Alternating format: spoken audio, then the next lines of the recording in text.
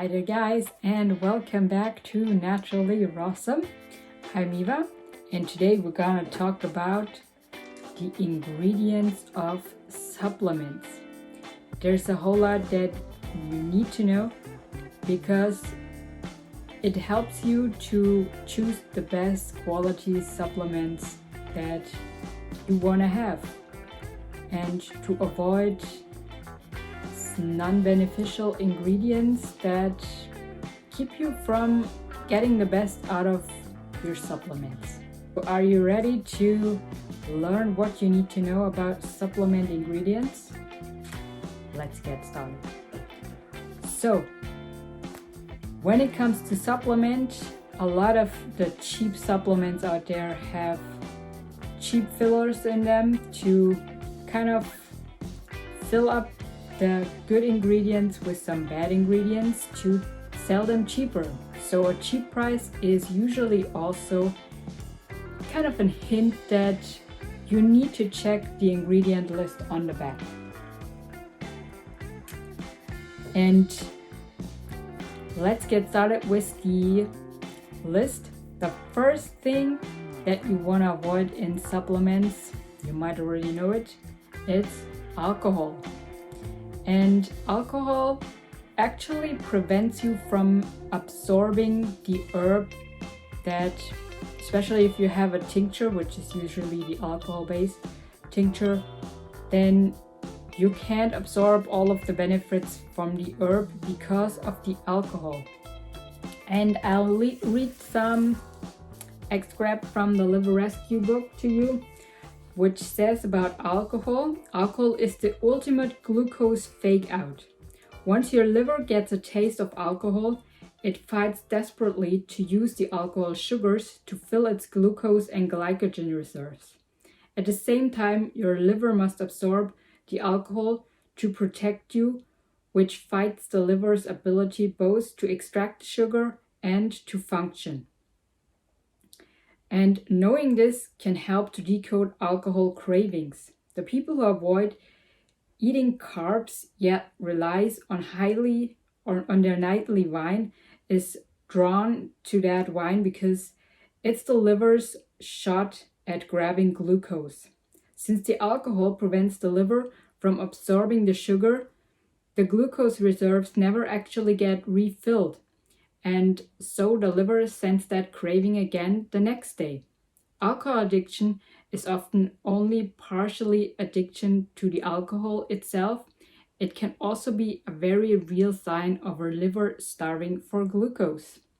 So that's a little bit more knowledge about alcohol in here and why you want to avoid alcohol in your tinctures and supplements.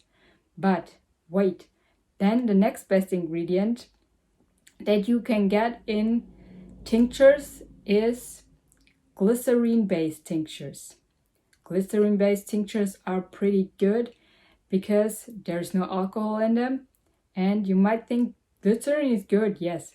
But there is also a side note to glycerin because some glycerin, or so to say, the most glycerin that is available out there is made from canola oil.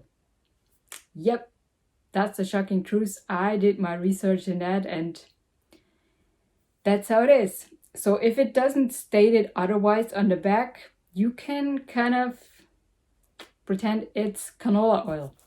Now let's have another look at this clever book to see what it has to say about canola oil.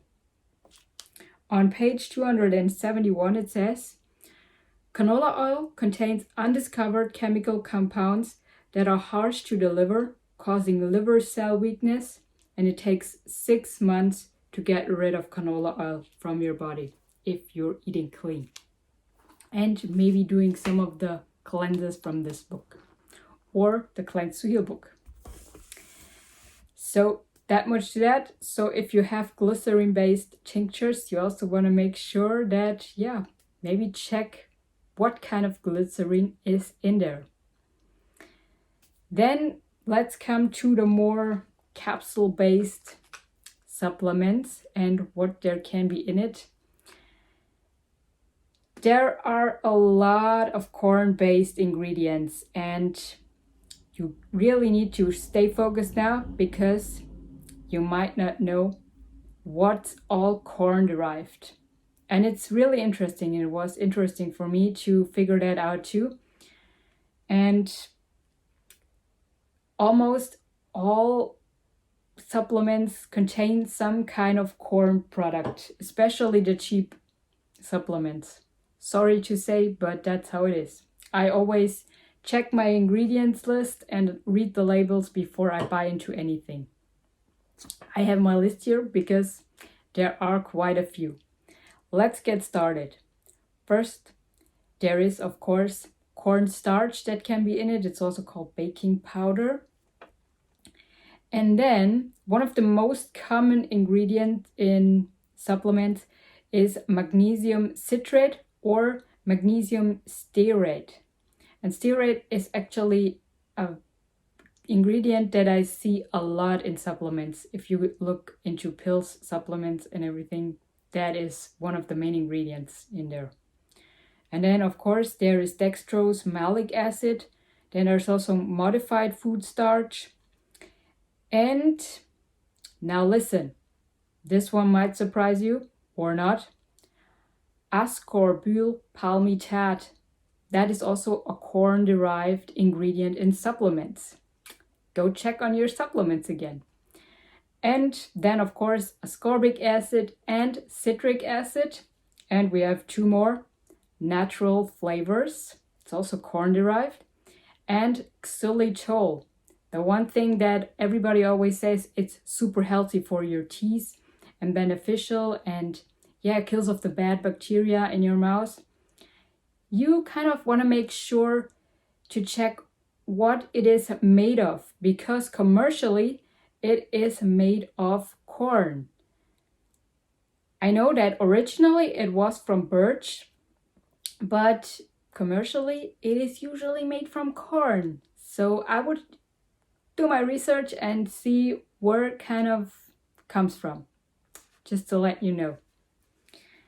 And then we have another ingredient in supplements, and this is just an ingredient in supplements, and that is vitamin E tocophenol.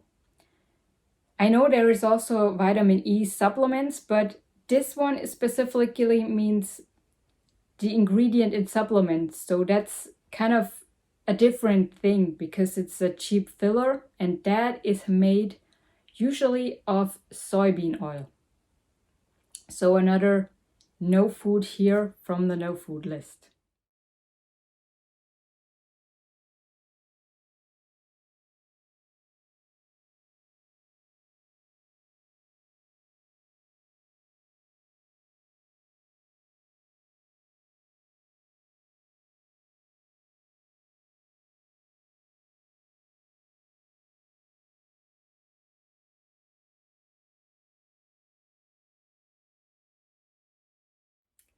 You definitely have to check twice before you buy into any supplements to make sure that they are worth spending your dollar on them. Because I think you and me, we all want to get the best out of supplements. And it's hard out there because there are not a lot of really, really good supplements, but they are there, and they're definitely worth paying the dollar for, or euros if you're from Europe. So I don't want to mention any specific products and do some kind of ad for anything, but yeah, just make sure that you're getting the best supplements that you can by reading your labels and checking them twice. So I hope this video was helpful to you and you learned something from it to get a best out of your supplements and make better choices in the future.